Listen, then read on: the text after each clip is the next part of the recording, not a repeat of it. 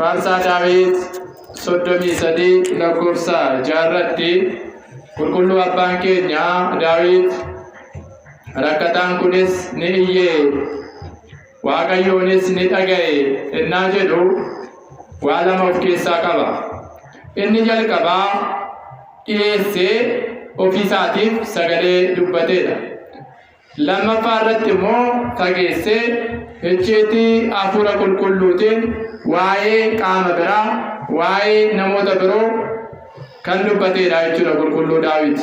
Egaa akkuma beekamu qulqulluu abbaan keenya Daawit laphee Waaqayyoo jedhamee akka laphee Waaqayyootitti haa waamamu malee inni karaa isaa irratti, inni jireenya isaa irratti, inni amantaa isaa keessatti, inni addunyaa kana keessatti qoromsoonni hedduu isa qoraa turaniiru.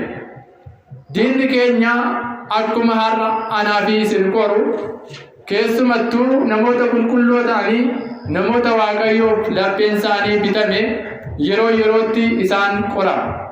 Kanaaf qulqulluu Daawitis qoramaa tureera jechuudha. Diina isaa Daabiloosiin qoramaa tureera.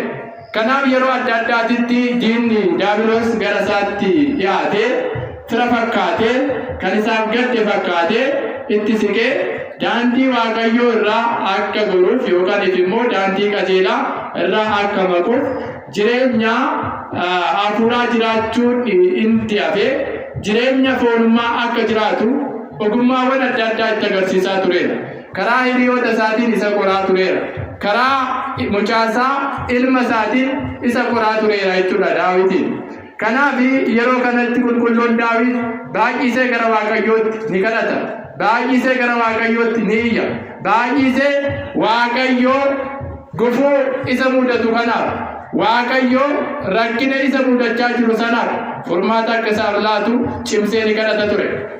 Kadhannaa kadhate keessaa inni tokko faarsaa 33 lakkoofsa 6 irratti kan argannu kanaadha. Kanaaf namni rakkataan kunis ni iyye. Namni rakkataan kunis ni iyye. Cimsees ni iyyeedha jalatti ol dubbifta. Cimsees ni iyye. Iyyiinsa isaa kanas addaan hin kunne hin ifanne hanga iyyuudhaa qabu iyyeera. Kana booda Waaqayyoon nan nageenye, Waaqayyoonis na dagateera, Waaqayyoonis na dhiiseera. Kana booda furmaata naaf laachuu hin danda'u jedhee abdiin kunne hanga dhumaatti iyye. Iyya isaa sanas Waaqayyoon ni dhaga'e.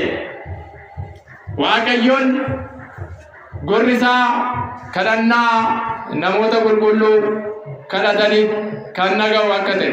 Ejji Waaqayyoos gara ija namoota qulqulluu ta'anii fi toloota ta'aniitti akka ilaaltu macaafa qulqulluu irratti barreeffamee akkuma argannu Waaqayyoonis kadhannaa nama rakkataa kanaa, nama rakkoon isa mudate kana ni dhaga'e, isaafis furmaata laatee.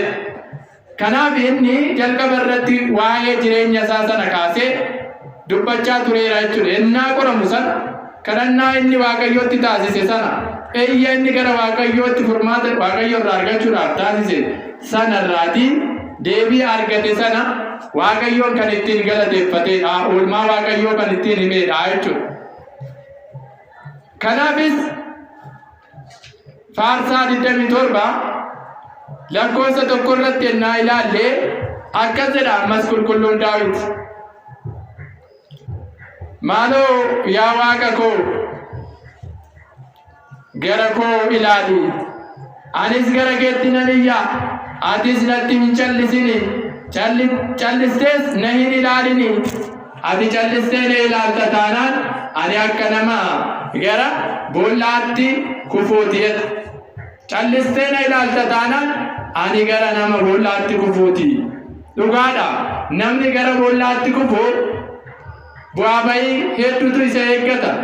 Qorumsa hedduutu isa qunnama. Miidhama qaamaa hedduutu isa qaqqaba. Akkasumas dararama foonii fi dararama lubbuutu isarra gahaa jechuudha namni boolla keessatti darbatamu. Fooniin gara boollaatti darbatamuun waan tokko ta'ee garuu miidhama fooniitiin miidhamee lubbuudhaan fayyina argata taanaan kun salphaadha.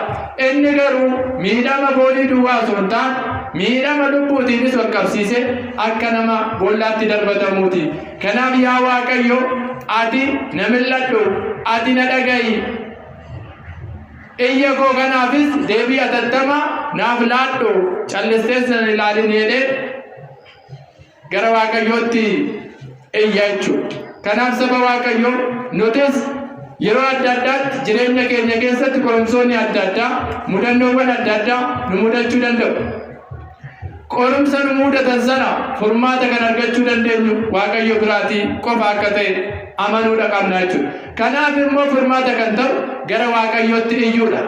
Yaa Waaqayyo rakkina keenya ati milladhu mudoo keenya ati ilaali qorumsa keessa jirru kana ati milladhuuti furmaata nuuf laadhu abbaan furmaataa siidha jennee gara Waaqayyootti akka iyyinu qulqulluu Daawit abbaan keenya nu barsiisaa jechuudha. Ammasitti aansee faarsaa 34 lakkoofsa 22 irratti yaa gooftaa ati ilaali yaa gooftaa ati ilaali hin callisini ati narraayis hin fagaatini ati ilaali Waaqayyoon godoo keessoo keenyaa akka ilaalu Waaqayyoon miidhama keenya akka ilaalu Waaqayyoon qorumsa nuti keessa jirru sana akka ilaalu yaa Waaqayyo yaa gooftaa ati miidhama keenya ilaali jechuu ni qabna. Ati ilaali narraas hin fagaatin jedhe qulqulluun Daawit. Dhugaadha Waaqayyoon yeroo yerootti nutti dhiyaata. Waaqayyoon yeroo hundumaayyuu nurraatii gargar hin ba'u. Akka nuti guyyaa hojjechaa oolle halkan guutuu immoo rafaa bullu sana Waaqayyoon hin rafu. Maayikiroo sekondii takkaaf Waaqayyoon hin mugu. Waaqayyoon maayikiroo sekondii takkaaf muge taana maalidha? Jireenyi hin jiru jechuudha. Egaa kana immoo jireenya keenyaan wal simsiifne yoo ilaallu qaamota keenya keessaa boqonnaa malee qaamonni hojjetan jiru. Qaamota keenya keessaa kutaan boqonnaa malee hojjetu maalidha? Onnee keenyaadha jechuudha. Onneen boqonnaa malee sa'aatii 24 guutuu hojjetti qaamni keenya, kanneen biroo garuu boqonnaa argatu. Akkasuma akkuma onneen boqonnaa malee hojii ishee hojjettu sana Waaqayyoon immoo kan qaamota keenya kutaalee adda addaa kana walitti suphee wal ta'anii wal deeggaranii hojii isaanii akka hojjetan taasise immoo maayikiroo sekondii takkaaf hin rafu immoo jechuudha. Kanaaf inni nu eega waan ta'eef ati nurraatii hin fagaatini, ati nurraatii hin siqini, ati nurraatii fagaattee jirta taanaan jireenyi keenya duwwaadha. Ati nurraa fagaatte taanaan nuti jireenya hin qabnu jedhee qulqulluun Daawit akkuma dubbate nutis jireenyi keenya Waaqayyo wajjin yoo ta'e malee, oolman keenya Waaqayyo wajjin yoo ta'e malee, hojiin keenya Waaqayyo wajjin yoo ta'e malee gatii hin qabnu jechuudha. Kanaaf raajii Hosee boqonnaa 11 lakkoofsa 2 irratti Waaqayyo gooftaan ennaa dubbatu ani baay'isee ennaan isinitti dhiyaadhu isin immoo baay'istanii narraa dheessitaniirtu, baay'istanii narraatii fagaattaniirtu jechuudhaan ni dubbata. Dhugaadha saba Waaqayyoo, Waaqayyoon nurraatii fagaatee hin beeku. Waaqayyoon yeroo yerootti nutti siqee badii keenyarraa akka deebinuuf, dogongora keenyarraa akka baraaramnuuf, akkasumas qorumsa nu mudatu sana irraa dandamannee gara jireenyaatti akka dhufnuuf Waaqayyoon yeroo adda addaatti nu barbaada. Waaqayyoon yeroo adda addaatti nutti dhiyaata. Nuti garuu Waaqayyoon hangam akka nu barbaada, Waaqayyoon hangam akka nutti dhiyaatu yaadannee hin deemne. Isa Waaqayyoon nutti dhiyaatu san caalaan baay'inee fagaachaa irraa jechuudha. Kanaaf laphee Waaqayyo irraatii fagaachuu Waaqayyo gooftaan nurraa fageessee laphee gara Waaqayyootti ittiin dhiyaannu hunduma keenyaaf nuuf haa laatu. Egaa qulqulluun Daawit maaliif jecha kana jedhe? Kaayyoon isaa maalidha? Jireenya isaatti wal qabsiisee hanga kana egaa ibsee isa namoota birootiif dubbate immoo maalidha yoo jennu jireenya addunyaa keessatti namoonni yeroo adda addaatitti qorumsi isaan hin muudanne jechuudha. Qorumsi isaan irra hin geenye hin jiru. qorumsa isaanii sana akkamitti akka ittiin ce'an, qorumsa isaanii sana akkamitti akka ittiin darban, rakkoo isaanii sana akkamitti akka injifatan kan nutti agarsiisudha jechuudha. Rakkoo isaan injifatan sana keessatti immoo nuti of ilaallee har'a namoonni Israa'el zasigaa osoo hin taane Israa'el zanafs warri jedhamu, Israa'el warroon lubbuu kanneen jedhamnu akkamitti jiraachuu akka qabnuu fi akkamitti gara Waaqayyootti boonyee iyyinee furmaata argachuu akka dandeenyu kan ittiin nu barsiisudha jechuudha. Kanaaf kakuu haaraa keessatti wangeela Luqaas boqonnaa 18 lakkoofsa 35 fi wangeela Maarqos boqonnaa 10 lakkoofsa 46 irraa kaaftanii yoo dubbiftan seenaa nama tokko arganna. Namni kun akkamitti jiraachaa akka ture, namni kun jireenya isaa sana keessatti akkamitti muudannoowwan isa mudatan sana injifachaa akka ture, sana booda immoo fayyina akkamitti akka argate, jireenyi isaa akkamitti akka isaaf jijjiirame ni arganna jechuudha. እንግዲህ ልበ አምላክ ቅዱስ ዳዊት ይህ ችግረኛ ጮኸ እግዚአብሔርም ሰማው ብሎ የተናገረበት ዓላማ ለሁለት ዋና ዋና ነገሮች ተናግሯል። የመጀመሪያው ስለ ራሱ ነው የተናገረው፣ ስለ ራሱ እሱ ምንም እንኳን ልበ አምላክ ተብሎ ቢጠራ የአምላክ ልብ ቢባልም በዚህች ምድር ላይ ሲኖር ቀጥተኛዋን መንገድ ይዞ እግዚአብሔርን ተከትሎ የእግዚአብሔርን ሥራ እየሰራ መልካሙን ነገር እያደረገ እግዚአብሔርን በቀና ልቦና ቢያገለግልም በተለያዩ ጊዜያት ጥንተ ጠላታችን የሆነው ዲያብሎስ ከክብሩ የተዋረደው ዘመድ መስሎ ለሱ ያዘነ መስሎ በተለያየ ጓደኞቹ እየቀረበ እሱ ከዚህ መልካም ሥራ እንዲለይ ከዚህ ከመልካም ቦታ እንዲለይ የተለያዩ ምክንያቶችን ይደረድርለት ነበር።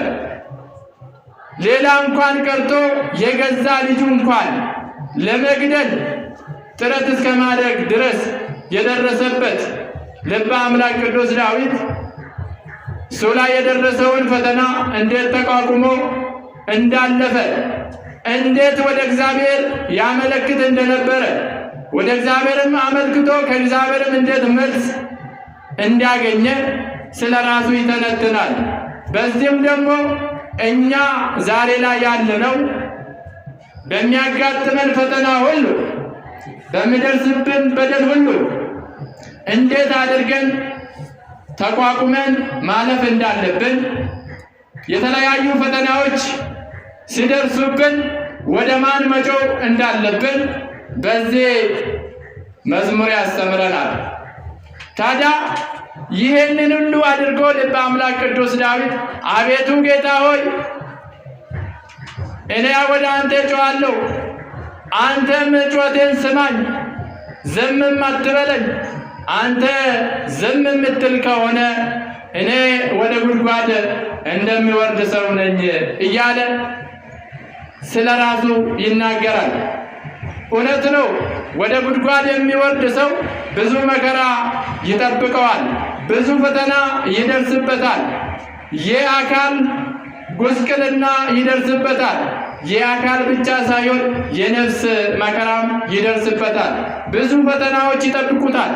ስለዚህ ጌታ ሆይ አንተ ለምጠይቅ ጥያቄ መልስ ማሰጠን ከሆነ እኔ ላይ እየደረሰ ያለውን ፈተና አንተ ከዚህ ፈተና የማታላቀኝ ከሆነ እኔ ከንቱ ነኝ፣ እኔ ዋጋ የሌለኝ ሰው ነኝ። ስለዚህ አንተ ዝም አትበለኝ፣ ሁሉን ትችላለህ፣ ሁሉን ማድረግ ትችላለህ፣ ከዚህ ሁሉ መከራ ልታወጣኝ ትችላለህ እያለ ወደ እግዚአብሔር ይጮኻል። በዚህ ጩኸትም የገዛ ልጁ እንኳን ቢፈትነውም እንኳ ዳዊት ሳያቋርጥ በትጋት እስከ መጨረሻ ወደ እግዚአብሔር በመጮሁ ከእግዚአብሔር አምላክ መልስ አግኝቶ ጠላቶቹን ድል ነስቶ የእግዚአብሔርን መንግሥት መውረስ ችሏል። የመጀመሪያው ይሄንን ነው ሲተነትነው።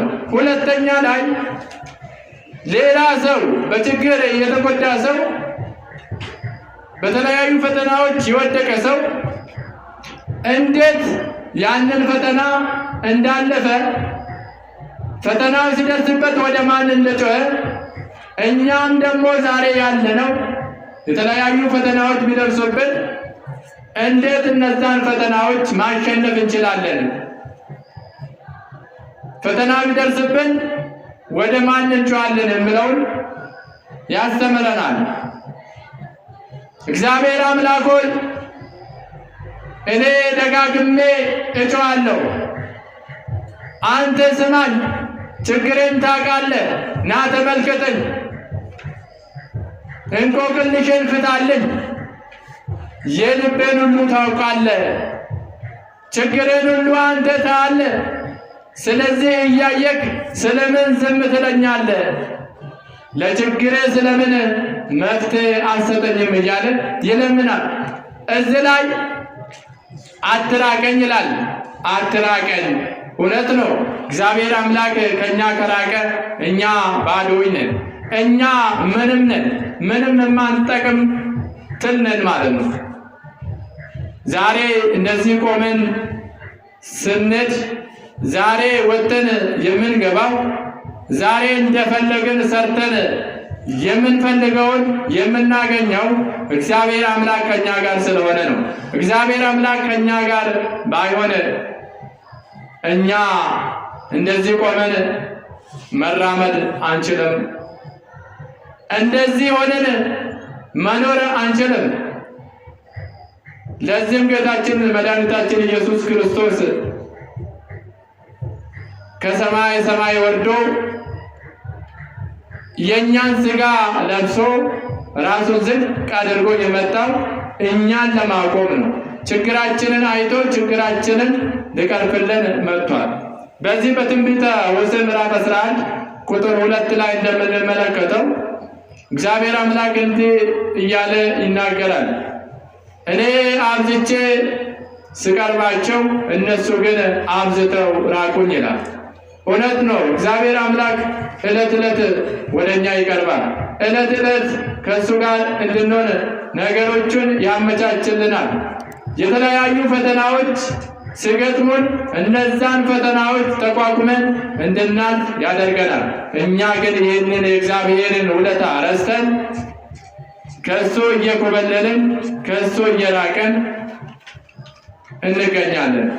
እግዚአብሔር አምላክ ልባችንን ከፍቶልን ወደ እርሱ እንድንቀርብ እርሱ ይርዳል። በዚህ በሉቃስ ወንጌል ምዕራፍ 18 ቁጥር 35 እና ማርቆስ 10:46 ላይ አንድ ታሪክ እናገኛለን። የጢሞቴዎስ ልጅ የሆነው በርጤሜዎስ የሚባል አንድ ዕውር የሆነው ለዘላለም በሰው ይመራ የነበረ አንድ ሰው ነበር። በዚህ ምዕራፍ ላይ የምናገኘው ይህ ሰው ለብዙ ዘመናት በመንገድ ቁጭ ብሎ ደቃቂ ሳንቲምን ይለምናል። መንገድ ላይ ቁጭ ብሎ መለመን ምን ያክል እንደሚያሳፍር ሁላችሁም ታውቃላችሁ። ሌላ መፍትሄ ስለሌለው የዕለት ጉርሱን ለማግኘት የግድ መለመን ስላለበት ብቻ መንገድ ዳር ቁጭ ብሎ ይለምናል። አንዳንዶቹ ይሰጡታል፣ አንዳንዶቹ ደግሞ እየዘለፉት ያልፉታል። ይህንን ሁሉ ችሎ በዛ ቦታ ላይ የሚወርድበትን ዝናብና የሚወርድበትን ጸራራ ፀሐይ፣ ብርዱን፣ አሮሩን ችሎ ለብዙ ዘመናት እንዲህ እያደረገ ስለምን ቆየና አንድ ቀን ግን እግዚአብሔር አምላክ የሚያድነው ቀን ሲደርስ በኢያሪኮ መንገድ በዚያ ሳልፍ ምንም አይኑ የማያይ ቢሆንም የውስጥ አይኑ ስለሚያይ የውስጥ አይኑ የበራለት ሰው ስለነበረ በዛ ጋር ጌታችን መድኃኒታችን ኢየሱስ ክርስቶስ ከብዙ ተከታዮች ጋር ሳልፍ ሰማና በአጠገቡ ያሉ ሰዎችን ዓይናቸው የሚያየውን ጠየቃቸው። ምን ብሎ ጠየቃቸው? ይሄ የሚሰማው ድምፅ ምንድን ነው? በዚህ ጋር ያለፈ እያለው ማን ነው ብሎ ሲጠይቅ የናዝሬቱ ኢየሱስ ክርስቶስ ነው ብለው ነገሩት። የናዝሬቱ ኢየሱስ ክርስቶስ ነው። በዚህም ጊዜ በርጤሜዎስ አብዝቶ መጮህ ጀመረ። አቤቱ የዳዊት ልጅ ኢየሱስ ሆይ ማረኝ፣ አትለፈኝ። እኔ ለዘመናት በዚህ ቦታ ቁጭ ብዬ ድቃቂ ሳንቲም ስለምን ኖሬአለሁ። ዓይኔ አያየም፣ የሚመራኝ ሰውም ሰልችተውኛል። ስለዚህ እኔ የሚረዳኝ ሰው የሌለኝ ከንቱ ሰው ነኝና ተመልከተኝ፣ ራራልኝ ብለው ሲጮህ እሱን የሚመሩት ሰዎች ግን አትጮው፣ ዝም በል እያሉ ይገስጹት ነበር። የተወደዳችሁ የእግዚአብሔር ቤተሰቦች እኛም ዛሬ በዚህች ዓለም ላይ ስንኖር በተለያዩ በሽታዎች ተይዘን አጋንንት ሲጫወትብን አብዝተን ወደ ጌታችን ወደ መድኃኒታችን ወደ ኢየሱስ ክርስቶስ ስንጮህ፣ ወደ ቅዱሳን ጻድቃን ስንጮህ፣ ወደ ቅዱሳን መላእክት ስንጮህ፣ መተን ወደ ጸበሉ ለመጠበቅ ስንጥር ብዙዎች አትጩሁ፣ ዝም በሉ እያሉ የእግዚአብሔርን ስም እንዳንጠራ፣ የቅዱሳንን ስም እንዳንጠራ፣ የመላእክትን ስም እንዳንጠራ፣ የእመቤታችን ቅድስት ድንግል ማርያምን ስም ጠርተን ዘላለማዊ የሆነውን ፈውስ እንዳናገኝ የሚያደርጉን ብዙ ሰዎች አሉ። ታዲያ እነሱ ዝም በል ብለው ቢገስጹትን እሱ ከመጀመሪያው አብዝቶ መጮህ ጀመረ። አቤቱ ጌታ ሆይ ማረኝ፣ አትለፈኝ እያለ አብዝቶ መጮህ ጀመረ። ጌታችን መድኃኒታችን ኢየሱስ ክርስቶስም ክብር ይግባውና ቆመና ሰማው። የዚህን ሰውዬ ጩኸት ተመለከተ። ይህ ሰውዬ ለዘመናት ምን አይነት ፈተና እንደገጠመው ስለሚያውቅ የዚህ ሰውዬ ልብም ስለሚያውቀው ጌታችን ወደ እሱ ጠጋለና አምጡት ወደ እኔ አለ። ወደ እኔ አምጡት። ወገኖቼ ዛሬም እግዚአብሔር አምላክ ወደ እኔ አምጡ እያለ እያንዳንዳችን ወደ እሱ እንድንቀርብ ይጠራናል። ስለዚህ እኛ አብዝተን እንደ በርጤሜዎስ ወደ እግዚአብሔር መጮህ ይኖርብናል። ወደ እግዚአብሔር ማመልከት ይጠበቅብናል። ጌታችንም አምጡልኝ አለውና ምን ላደርግልህ ትወዳለህ አለው። ምን ላደርግልህ ትወዳለህ? ምክንያቱም ፍቃድ መጠየቅ ስላለበት ነው። ያለ ፍቃዱ የሚፈውሰው ከሆነ፣ ያለ ፍቃዱ የሚያድነው ከሆነ፣ ያለ ፍቃዱ ዓይኑን የሚያበራለት ስለሆነ በኋላ አይሁዶች ለክፋት ይከታተሉት ስለነበረ ያለ ፍቃዴ ዓይኔን አበራልኝ ብሎ ምስክር እንዳይሆንበት ፍቃዱን ጠየቀው። ዛሬም እያንዳንዳችን በሚገጥመን ፈተና እግዚአብሔር አምላክ ከዛ ፈተና ሊያወጣን ምን ሊያደርግልን ትፈልጋለህ እያለ ይጠይቀናል። እኛ የምንፈልገውን ነገር ካልነገርነው ግን ዝም ብለናል። ምክንያቱም ፍላጎታችንን ስለማይገድብብን። ታዲያ በዚህን ጊዜ አይ ዘንድ እወዳለሁ አለ። ማየትን እፈልጋለሁ፣ እኔ የዓይን ብርሃን የለኝም አለ። ጌታችን መድኃኒታችን ኢየሱስ ክርስቶስም እምነቱን አይቶ ተነስና እምነት በእውነት አድኖአል ብሎ ይህን ለዘመናት እውር ሆኖ ስኖር የነበረውን በርጤሜዎስን ዓይኑን አበራለት ይላል። ታዲያ በርጤሜዎስ ዓይነ ስውር ቢሆንም ልቡ ግን የበራለት ስለነበረ አብዝቶ ጮኸ። ከዛ በኋላ ዓይኑ ሲበራለትም ጌታ ሆይ እኔ ከዚህ በኋላ ካንተ አልለይም፣ ከዚህ በኋላ ከአንተ ጋር ይሆናለሁ ብሎ በእምነት ጌታን ተከተለው። ይችን ዓለም ናቀ፣ ይችን ዓለም ተወ። ዓይኑ ስለበራለት ጌታውን ተቀበለ፣ ጌታውንም ተከተለው። እሱ ዓይኑ ሲበራለት ያዩት ብዙ ሰዎችም ይህንን ታምር አይተው ጌታችን መድኃኒታችን ኢየሱስ ክርስቶስን ተከትለው የዘላለም ሕይወትን ለመውረስ በቅተዋል። ክብርና ምስጋና ለአምላካችን ይሁን። ኤጋ ነምን በርጤሜዎስ ጀደሙ ኢልማ ጢሞቴዎስ ከን ጀደሜ ኩን bara dheeraadhaaf ijji isaa jaamaa kan ture, bara dheeraadhaaf ijaan osoo hin argin daandiirra taa'ee kan kadhachaa ture. Daandiirra taa'ee roobni, aduun, qorri kan isa miidhaa ture. Namoonni isa marraaniitoo gara karaa sanaatitti fuudhanii deeman sunniinis hanga ifachuutti hanga gaanitti akkasumas maallaqa diqqaaqee inni argatu sanarraa immoo isaan inni ija waan hin qabneef isa sanaayyuu harkaa saamaa kan turan. Guyyaa tokko garuu guyyaan isaa innaa ga'u Waaqayyo gooftaan keenya fayyisaan keenya Yesuus Kiristoos kutaa ayyaanigootiin daandii sanarraan innaa darbu Barxemiyoos sagalee dhaga'e. Sagalee dhaga'eedha. Barxemiyoos ijji isaa jaamaa ta'uyyuu lapheen isaa ifaadha. Ijji isaa kan hin argine ta'uyyuu lapheen keessoo isaa kan sirriitti arguu danda'udha. Har'a namoonni baay'een jiru. Ijji isaanii kan arguu danda'u garuu ijji laphee isaanii jaamaa kan ta'e jiru.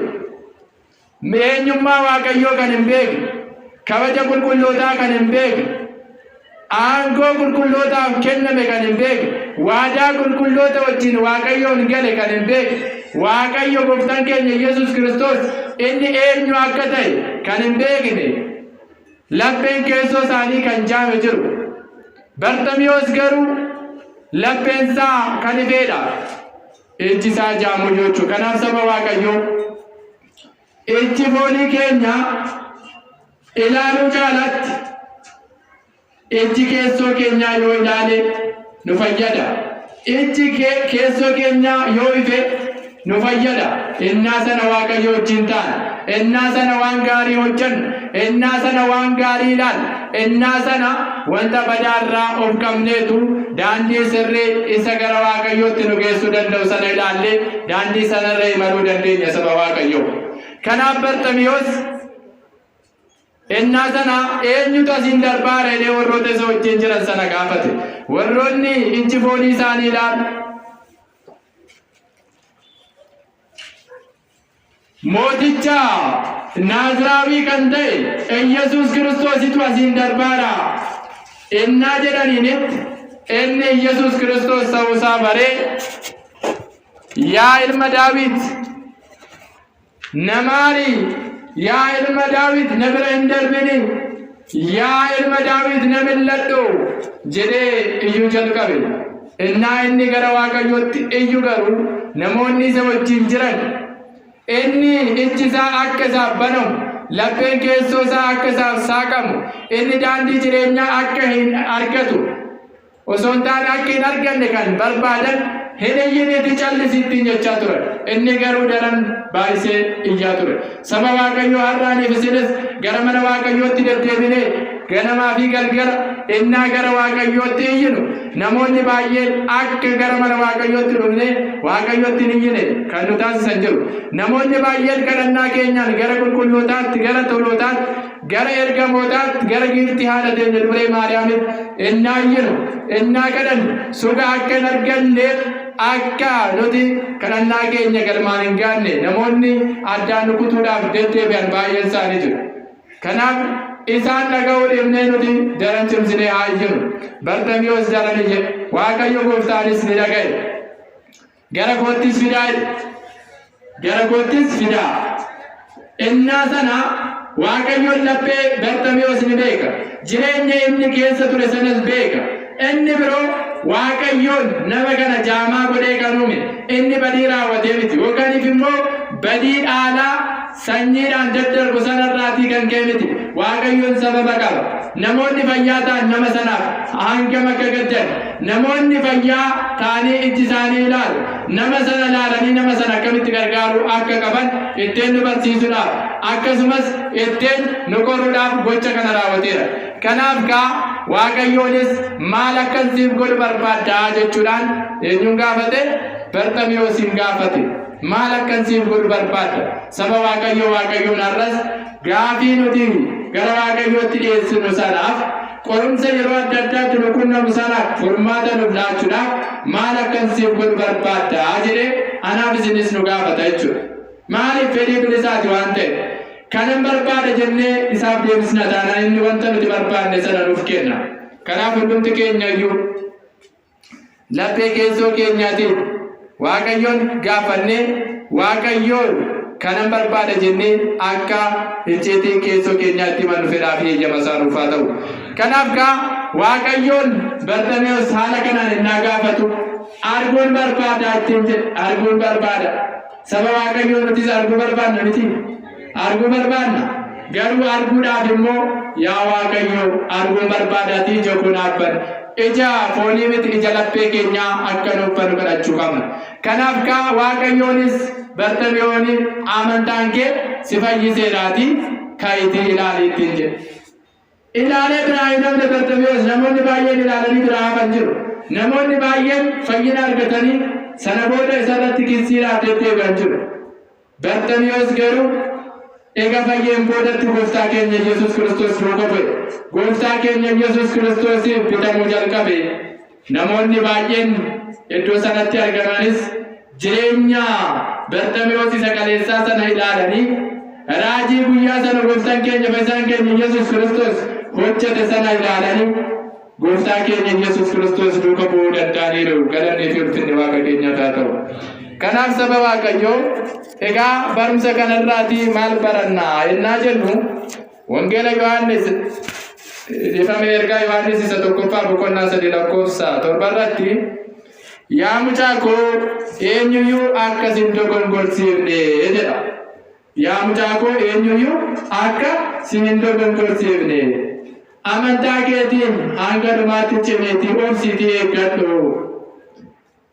Kanaaf amantaa keessatti ennaa jiraannu har'a dhukkubsanne taanaan hir'ina keessoo keenyaa sana ilaalanii namoonni kallattii biraatitti akka nu hin dabsine maal gochuu qabna? Of eeggachuu qabna. Obsaan eeggachuu danda'uudha qabna jechuudha. Namoonni baay'een har'a yoo dhukkubsatan fooniin yoo dhukkubsatan koottaa kadhannaa isiniif taasifna jedhanii namoonni baay'een mandara keessa deddeemanii namoota burjaajessaa namoota baay'eellee amantaa keessaa baasaa jiru. Kanaaf Waaqayyo gooftaan immoo eenyullee akka siin dogongorsiifne of eegi. Hanga dhumaatti maal ta'e cimiiti dhaabbadhedha. Mul'ata Yohaannis boqonnaa 2:10 irratti hanga dhumaatti cimee kan dhaabatu inni ni fayyaadha. Kanaaf saba Waaqayyo akkuma Barxameewos bara dheeraadhaaf jaamaa ta'ee turuyyuu Waaqayyoon barbaadaa akkuma ture san Waaqayyoon abboomamee akkuma ture san guyyaan isaa innaa ga'u Waaqayyoon gara isaatti dhufee isa fu'atee isas fayyisee duuka bu'aa isaa akkuma isa taasifate san aneef isinis qorumsi hedduu nutti baay'atuyyuu qorumsi hedduu nu qunnamuyyuu qorumsa sana keessatti cimnee hanga dhumaatitti dhaabannee iyya keenya cimsinee gara Waaqayyootti iyyinee fayyuu ni dandeenya waan ta'eef hundumti keenyaayyuu cimina amantaa akka qabaannu fedhaa fi eeyyama isaa nuuf haa ta'u.